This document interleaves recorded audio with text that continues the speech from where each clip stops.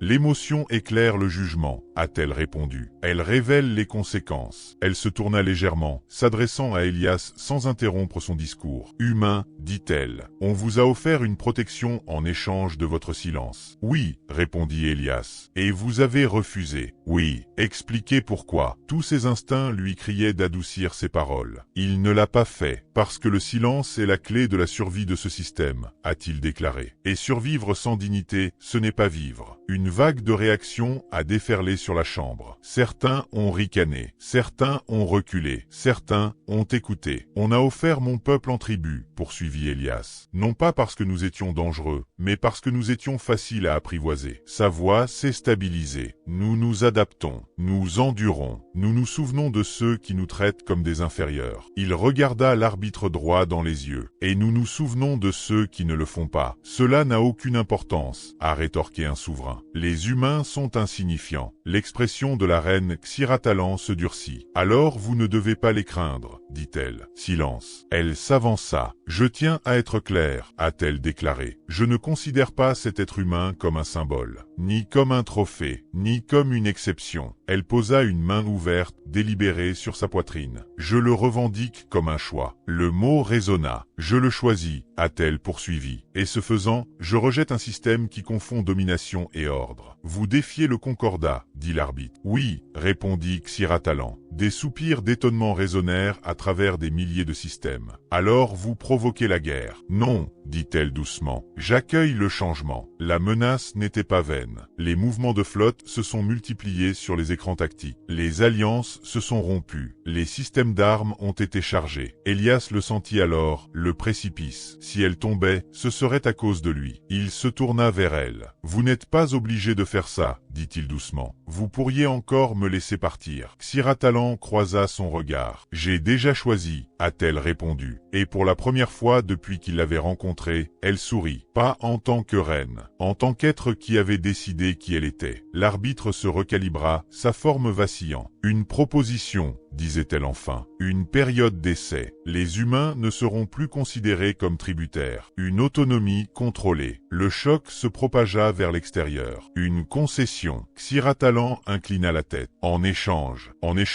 dit l'arbitre, de la présence continue de l'humain en tant que liaison. » Tous les regards se tournèrent vers Elias. Son poids s'est abattu sur lui. Il ne s'agissait plus de survie. Il s'agissait de représentation. Il regarda Xiratalan. Elle ne lui a pas donné d'ordre. Elle attendit. « J'accepte, dit Elias. » Et voilà, la galaxie a bougé. La Terre l'a ressenti en quelques heures. Transport des tribus interrompu. La surveillance de Concorde s'est assouplie. La nouvelle s'est répandue plus vite que n'importe quelle annonce officielle. Les humains ne sont plus proposés. La fête a éclaté. Le chagrin a refait surface. L'espoir s'est profondément enraciné. Plus tard, dans le calme qui suivit, Elias se tint de nouveau dans l'observatoire. Des étoiles brillaient doucement au-delà du dôme. Xiratalan le rejoignit. « Tu aurais pu dire non, a-t-elle dit. Je sais, c'est vous qui avez choisi cela. » Oui, elle l'observa. « Vous comprenez ce que cela signifie, dit-elle. Votre vie ne sera jamais simple. » Il esquissa un sourire. Ça ne l'a jamais été. Une pause. Puis, avec précaution, délibérément, elle tendit la main. Ses doigts effleurèrent sa main. « Je ne revendique pas. Pas autoritaire. Choisir. » Elias referma sa main sur la sienne. La galaxie avait changé. Non pas à cause de la conquête, non pas par peur, mais parce que, aux confins du pouvoir absolu, une reine extraterrestre a choisi un humain. Et un être humain a choisi de se lever. La galaxie n'a pas marqué l'instant par des alarmes. Aucune flotte mobilisée, aucune étoile ne brillait plus fort. Aucun empire ne s'est effondré du jour au lendemain. Parce que le véritable changement, du genre qui dure, se fait rarement connaître. Il arrive discrètement et refuse ensuite de partir. Lorsque les archives de Concorde ont mis à jour le statut de l'humanité, la modification est apparue sous la forme d'une seule ligne de texte révisée. Une seule ligne, c'est tout. Pourtant, à travers des milliers de systèmes, les anciennes voies d'approvisionnement s'interrompirent. Les convois d'hommages sont bloqués. Des économies entières à l'arrêt, comme si la galaxie elle-même. J'avais besoin de reprendre mon souffle. Pour la première fois dans l'histoire enregistrée, les humains n'étaient plus définis par ce qu'on pouvait leur prendre. Ils ont été définis par ceux qui ne pouvaient pas. Choix. Xiratalan n'a jamais déclaré Elias sien. Ce silence troubla la Concorde, plus que n'importe quel décret ne pourrait jamais le faire. Il s'attendait à la conquête, rituel, possession, quelque chose qu'il pourrait cataloguer, étiquette et neutraliser. Au lieu de cela, ils ont été témoins de quelque chose bien plus dangereux. Un souverain qui a choisi la retenue. Elle ne l'a pas contraint par la loi. Il n'a pas été érigé en symbole. Je ne l'ai pas enfermé derrière des titres. Elle le lui permit. Rester humain. Et ce faisant, elle a démantelé des siècles d'instinct impérial, sans tirer un seul coup de feu. Elias aurait pu revenir sur Terre en tant que légende. L'humain qui a survécu à l'hommage. L'homme qui a plié un empire, sans violence. Mais les légendes se fossilisent. Il est donc resté, pas enchaîné, pas dans le luxe, mais en présence. Il siégeait dans des conseils, là où les humains n'avaient jamais été nommés. Sans mépris, il écoutait plus qu'il ne parlait. Et quand il a pris la parole, il n'a jamais été question de dominer. C'était pour clarifier. Que va-t-il se passer ensuite? Il a dit un jour à voix basse. Ce qui compte, c'est plus que de savoir qui gagne. La chambre. Je n'ai jamais oublié cette phrase. Il n'y a pas eu de cérémonie, pas de vœux gravés dans la lumière des étoiles. Aucune union proclamée à travers le vide. Ce qui existait entre eux, ce n'était pas un spectacle. C'était une routine. Un silence partagé sous des constellations inconnues. Des désaccords qui se sont réglés sans menace. Moment de vulnérabilité. Aucun historien ne le consignerait jamais. Parfois, vers la fin du cycle, Xiratalan enlèverait sa couronne. Et mettez-le de côté, cet acte seul. Cela aurait été impensable autrefois. Maintenant, c'était une habitude. Elias n'a jamais touché la couronne. Il n'en avait pas besoin. La galaxie a résisté. Bien sûr que oui. Certaines puissances ont tenté de rétablir le tribut. Dans des régions éloignées. D'autres utilisaient des chaînes plus subtiles. Coercition économique, contrat biologique. Chaque tentative a échoué. Non pas parce que la reine est intervenue, parce que les humains parlaient. Témoins, enregistrés, refusés. Ils n'ont pas menacé de guerre. Ils ont menacé la mémoire. Et la galaxie, ancien n'est obsédé par l'image. Je craignais que ce soit plus. Quand Elias est finalement revenu sur Terre, il est venu seul. Pas de banderole, pas d'applaudissements, simplement la gravité. Les dirigeants humains ont posé la question. Ils avaient tous peur. Sommes-nous en sécurité maintenant? Elias fit une pause. Non, dit-il doucement, mais nous ne sommes plus invisibles. Cela suffisait. Des années plus tard, sur un balcon donnant sur un système stellaire paisible, Xiratalan parla doucement. Ils nous craignent encore. Elias s'acquiesça. Il le devrait, a-t-il dit, mais pas pour les raisons qu'il croit. Elle se tourna vers lui. Croyez-vous que cela va durer? Il esquissa un léger sourire. Rien ne dure, mais certaines choses résonnent. Elle tendit la main vers lui. Pas en tant que souverain, pas comme un symbole, mais comme un choix, renouvelé. Des siècles plus tard, les érudits allaient débattre sans fin. Certains ont incriminé la situation économique, autres diplomatie. Quelques-uns ont insisté sur le fait que c'était inévitable. Ils avaient tous tort. Le changement n'a pas commencé par une question de pouvoir. Tout a commencé par la retenue, avec un dirigeant qui aurait pu prendre, et ne l'a pas fait, avec un être humain qui aurait pu s'échapper, et resta, avec un instant, là où le pouvoir absolu s'est suspendu, et écouta, quelque part au-delà de l'espace cartographié. Les étoiles continuaient de brûler, indifférents, mais entre eux s'est déplacé quelque chose de nouveau. Pas la domination, pas de soumission, reconnaissance. Et dans l'espace calme, là où la peur régnait autrefois, une force différente a perduré. Choix, connexion, humanité.